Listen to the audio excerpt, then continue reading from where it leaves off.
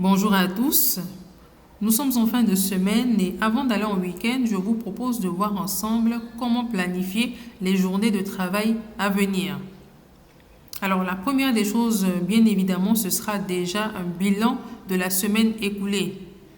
Donc il va s'agir concrètement de lister les missions, les principaux projets sur lesquels on est supposé avoir travaillé la semaine et mettre en face l'état d'avancement. Est-ce que les objectifs ont été atteints? Est-ce qu'ils ont été dépassés? Ou est-ce qu'on est plutôt sur du stand-by ou encore en deçà des attentes? Une fois que c'est fait, ça nous permet déjà d'avoir une vue globale de ce qui nous attend la semaine prochaine. Ensuite, c'est très important de planifier les tâches à accomplir à l'avance. Et pour cela, on nous dit souvent qu'il faut le faire le matin une fois arrivé au travail. Moi, je vous conseillerais, je vous proposerais plutôt de le faire la veille. Donc la veille, c'est-à-dire après la journée de travail, on fait également le point sur ce qui a été fait, sur ce qui n'a pas été fait, sur les tâches encore en stand-by et on planifie la journée de lendemain en intégrant les missions, les projets qui n'ont pas été finalisés le jour J. Ensuite, il faut choisir le meilleur moment. Donc, cherchez à savoir quel type de personne est-ce que vous êtes. Est-ce que vous êtes plutôt du matin ou est-ce que vous êtes plutôt du soir ou encore de l'après-midi? Donc, définissez les moments où vous êtes le plus productif. Donc, de manière générale, si vous interrogez les professionnels, vous diront qu'ils sont les plus productifs le matin. Et nous, on vous conseille de vous concentrer sur les tâches les plus complexes le matin très tôt.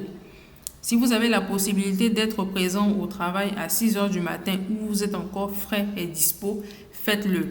Et à ce moment-là, vous allez concentrer toutes les activités, toutes les tâches qui vont nécessiter une réflexion importante.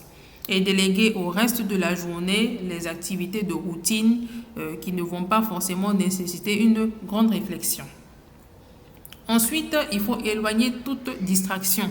Donc, tout ce qui est réseaux sociaux, tout ce qui est sollicitation non professionnelle, il faudra y mettre un stand-by, il faudra y mettre un halo. Autrement, votre productivité, votre concentration risquerait d'être happée par ces différentes sollicitations-là. Et également, il faut commencer tout de suite, ne pas se donner d'excuses. Dès qu'il y a un projet, il faut attaquer et ne pas procrastiner.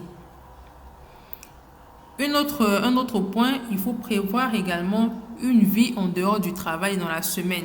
Donc, on a l'habitude de planifier les journées de travail, mais on n'a pas l'habitude de planifier les journées de loisirs, les journées de repos. Donc, il faut intégrer également, en plus des journées de travail, il faut planifier votre repos, il faut planifier vos loisirs. Donc, après le travail, qu'est-ce que vous pouvez faire? Comment vous pouvez vous reposer? Quelles sont les choses qui vont contribuer à votre bonheur?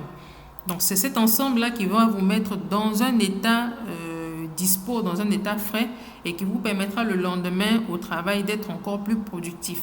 Donc, si vous arrivez à être heureux en dehors du travail, ce bonheur-là va se répercuter sur votre vie professionnelle. Il faut également attribuer des délais clairs, des dates butoirs à chacune des tâches, à chaque mission. Autrement, vous allez courir après le temps et vous aurez l'impression de faire du surplace et de ne pas avancer. Donc, lors des journées de travail, il faut également s'offrir des petits temps de pause, des petits temps pour souffler, se relaxer et ne pas enchaîner du travail indéfiniment. Et en plus de cela, il faut également des récompenses.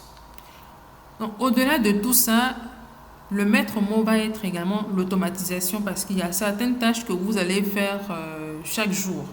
Donc, essayez de les automatiser au maximum de telle sorte que votre attention soit concentrée au maximum sur les missions, sur les projets qui nécessitent votre absolue concentration et votre absolue implication. Donc, on espère que ces tips vont vous aider à bien planifier vos prochaines journées de travail et on vous souhaite un très bon week-end.